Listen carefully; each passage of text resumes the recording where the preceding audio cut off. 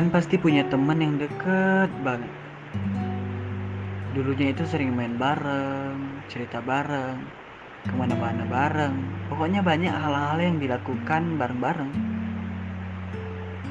Dunia seakan hanya milik kamu dan teman dekatmu itu saja. Senang rasanya bisa ketemu dan dapat berteman dengannya. Karena bisa tertawa dengan cara sederhana dan bahagia dengan seadanya. Aku juga punya teman yang seperti itu. Tapi sebelum lanjut, aku ucapin selamat mendengarkan kembali podcast Cakap-Cakap Kisah ini, di mana aku berbagi kisah dari sudut pandangku. Di episode ketiga ini, judulnya adalah Dulunya Dekat, Tapi Sekarang. Jadi dulu waktu SMP, aku juga punya teman yang dekat banget. Seperti yang aku bilang di awal tadi, sering main bareng, kemana-mana pasti sama dia. Kegiatan sekolah juga kalau nggak sama dia, aku juga nggak mau. Begitupun sebaliknya. Bahkan pernah usaha jualan kecil-kecilan barengan gitu. Kalau bicara teman dekat, kayaknya juga pasti ada konflik deh. Ya nggak sih? Ya tapi nggak lama palingan baikan dan sering-sering bareng lagi. Nah, jadi sempat dimana kami berdua benar-benar sedih banget karena mau pisah. Jadi aku sama dia bakal lanjut di SMA yang berbeda. Sebenarnya dia mau samaan denganku, tapi orang tuanya nggak ngizinin masuk ke SMA itu. Jadi itu deh, akhirnya kami pisah.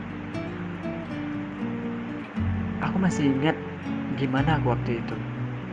Berasa benar-benar kehilangan sosok yang selalu menemani kemanapun pergi. Aku nggak tahu bakal gimana ke depannya. Aku benar-benar merasa nggak punya siapa-siapa. Bahkan sempat nangis. Dan aku minta temani buat daftar SMA. Tapi ya gimana? Ternyata pertemanan dan pertemuannya selesai sampai dia menemani aku daftar SMA.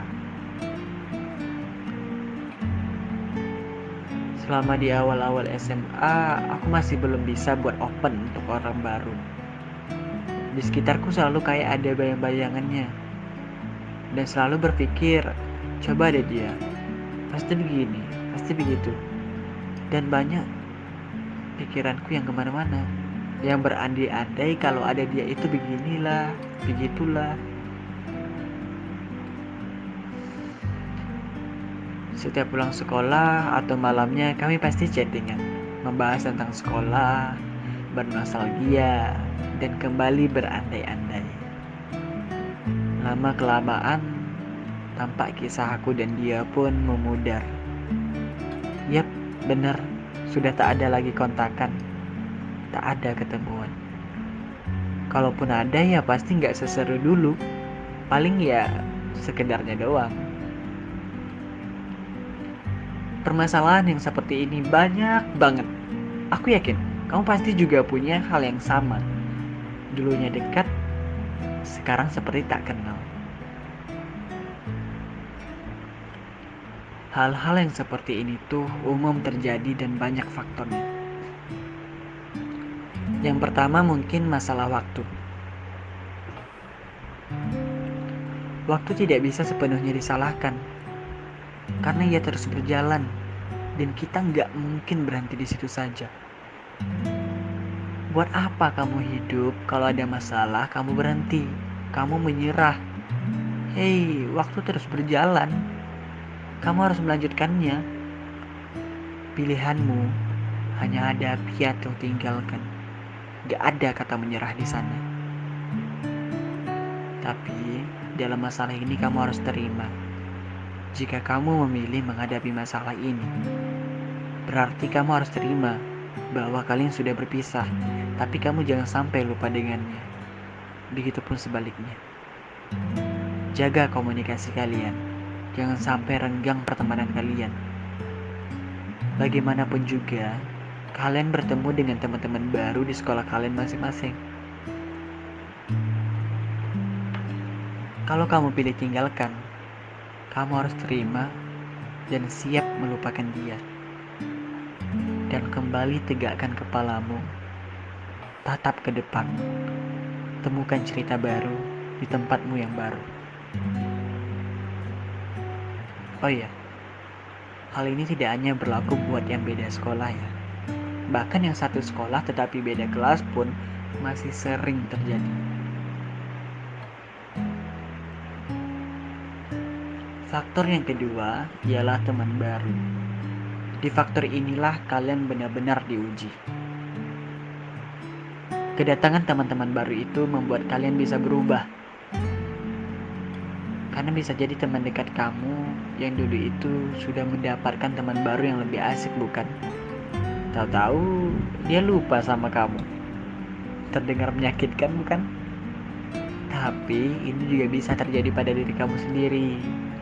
Namun kamunya saja yang tak menyadarinya.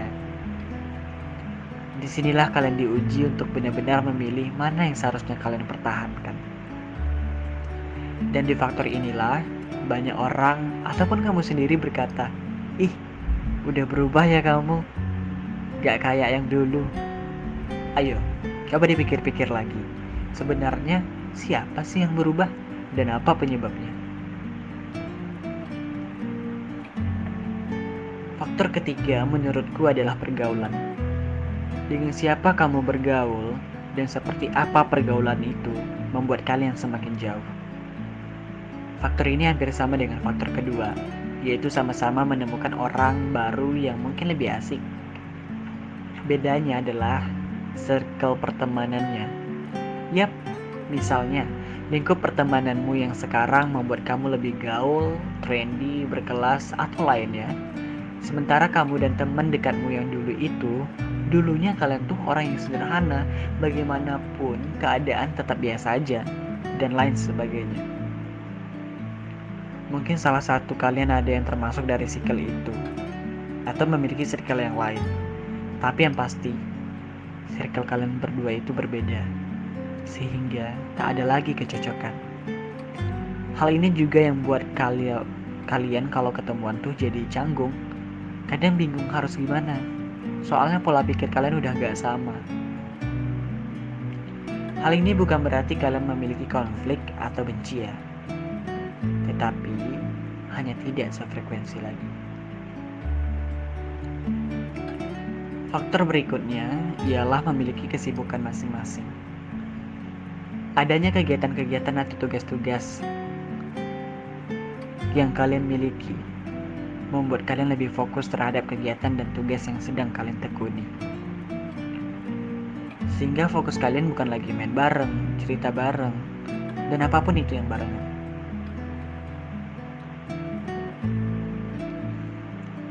Itulah faktor-faktor yang membuat kita dan teman dekat kita dulu semakin jauh dan terasa canggung. Padahal orangnya berjalan terus ke depan, sementara rasanya tertinggal di belakang.